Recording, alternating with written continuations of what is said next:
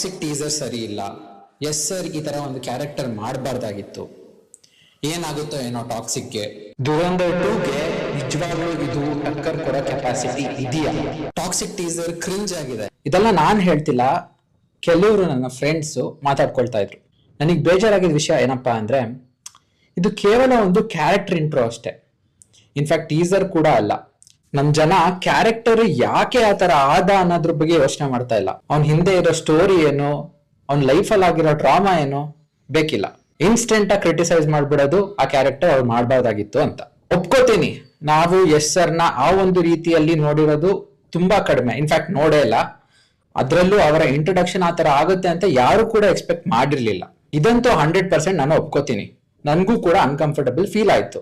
ಆದ್ರೆ ನಾನು ಒಂದಷ್ಟು ಟೀಸರ್ ರಿಯಾಕ್ಷನ್ ಗಳನ್ನ ನೋಡ್ತಾ ಇದ್ದೆ. ಇದೆಲ್ಲ ಹೊರಗಿನವರು, ಫಾರಿನ್ ಟೀಸರ್ ರಿಯಾಕ್ಷನ್ ಗಳು ಮಾಡ್ತಾರಲ್ಲ, ಅವ್ರುಗಳು ಮಾಡ್ತಾ ಇರೋದು. ಅವರಿಗೆ ಒಂಚೂರು ಅನ್ಕಂಫರ್ಟಬಲ್ ಅನಿಸ್ತಿಲ್ಲ. ಆ ಒಂದು ಸೀನ್ ನ ಫನಿ ಅಂತ ಡಿಸ್ಕ್ರೈಬ್ ಮಾಡ್ತಾ ಇದಾರೆ. ಅವರಿಗೆ ತಮಾಷೆ ಕಾಣಿಸ್ತಾ ಇದೆ ಅದರಲ್ಲಿ. ಲಿಟ್ರಲಿ ಅವರೆಲ್ಲ ಅವನಲ್ಲಿ ಒಂದು ಕ್ಯಾರೆಕ್ಟರ್ ನ ನೋಡ್ತಾ ಇದ್ದಾರೆ.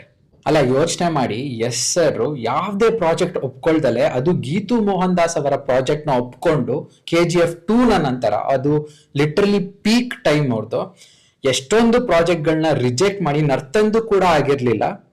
ಲಿಟ್ರಲಿ ಗೀತು ಮೋಹನ್ ದಾಸ್ ಒಬ್ರು ಲೇಡಿ ಡೈರೆಕ್ಟರ್ ಕೆಳಗಡೆ ಕೆಲಸ ಮಾಡ್ತಾರೆ ಅಂದ್ರೆ ಒಂದೇ ಒಂದು ಮೋಟಿವ್ ಇರುತ್ತೆ, ಅದು story line. I am pretty sure Geetu Mohandas ಅವರ story line concept bang on ಇದೆ. ಈ ಸಿನಿಮಾದಲ್ಲೂ 6 ಜನ ಇದ್ರು, ಇದು 6 ಜನ ಮೂವಿ ಅಲ್ಲ. ಗೀತು ಮೋಹನ್ ದಾಸ್ ಅವರು ಸ್ವತಃ ಹೇಳ್ಕೊಂಡಿದ್ದಾರೆ, it's a gangster drama with a female vibe to it ಅಂತ. ಈ ವ್ಯಕ್ತಿ 100% ಒಂದು ಒಳ್ಳೆ ಎಮೋಷನಲ್ ಕ್ವಶನ್ ನ ಇಟ್ಟಿರ್ತಾರೆ ಸಿನಿಮಾದಲ್ಲಿ. ರಾಯ ಕ್ಯಾರೆಕ್ಟರ್ ನಲ್ಲಿ ಸಿಕ್ಕಾಬಟ್ಟೆ ರೇಜ್ ಇದೆ. ಆ ರೇಜ್ ಏನಕ್ ಬಂತು, ಆ ವ್ಯಕ್ತಿನ ಟ್ರಿಗರ್ ಮಾಡಿದವ್ರು ಯಾರು? ನೀವು ನಯನ್ತಾರಾ ಅವರ ಪೋಸ್ಟರ್ ಅಬ್ಸರ್ವ್ ಮಾಡಿದ್ರೆ ಅವ್ರ ಕೈಲಲ್ಲೂ ಒಂದು ಗನ್ ಇದೆ. ಇನ್ಫ್ಯಾಕ್ಟ್ ಎಸ್ ಸರ್ ಕ್ಯಾರೆಕ್ಟರ್ಗೆ 2 ಶೇಡ್ ಇದೆ. ಒಂದ್ ಪೋಸ್ಟರ್ ಅಲ್ಲಿ ಅವ್ರ ಬೆನ್ನಿಂದ ಟ್ಯಾಟೂ ಇತ್ತು, ಇನ್ನೊಂದ್ರಲ್ಲಿ ಟ್ಯಾಟೂ ಇಲ್ಲ.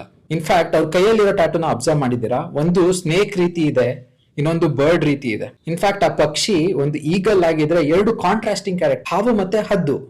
ಸೊ ನಂಗಂತೂ ಸಿಕ್ಕಾಬಟ್ಟೆ ಕ್ಯೂರಿಯಾಸಿಟಿ ಇದೆ, ಇದ್ರ ಬಗ್ಗೆ ಹೆಚ್ಚು ತಿಳ್ಕೊಳ್ಳೋ ಆಸಕ್ತಿ ಕೂಡ ಇದೆ. ಈ ಕ್ಯಾರೆಕ್ಟರ್ ಇಂಟ್ರೋ ಬಗ್ಗೆ ನಿಮ್ಮ ಅಭಿಪ್ರಾಯ ಕಮೆಂಟ್ ಬಾಕ್ಸ್ ಅಲ್ಲಿ ದಯವಿಟ್ಟು ತಿಳಿಸಿ. ಸೊ ಈ ವಿಡಿಯೋ ನಿಮ್ಗೆ ಇಷ್ಟ ಆಗಿದೆ, ಲೈಕ್ ಮಾಡಿ, ಶೇರ್ ಮಾಡಿ, ನನ್ನ ಚಾನಲ್ಗೆ ಸಬ್ಸ್ಕ್ರೈಬ್ ಆಗಿ. ನಮ್ಮ ಟ್ವಿಟರ್ ಅಕೌಂಟ್ ಲಿಂಕ್ ಡಿಸ್ಕ್ರಿಪ್ಷನ್ ಹಾಕಿದೆ, ಅದನ್ನು ಕೂಡ ಫಾಲೋ ಮಾಡಿ ಅಂತ ಹೇಳ್ತಾ ಸೈನಿಂಗ್ ಆಫ್. ಇದು ನಿಮ್ಮ ಹಾನೆಸ್ಟ್ ಕನ್ನಡಿಗ.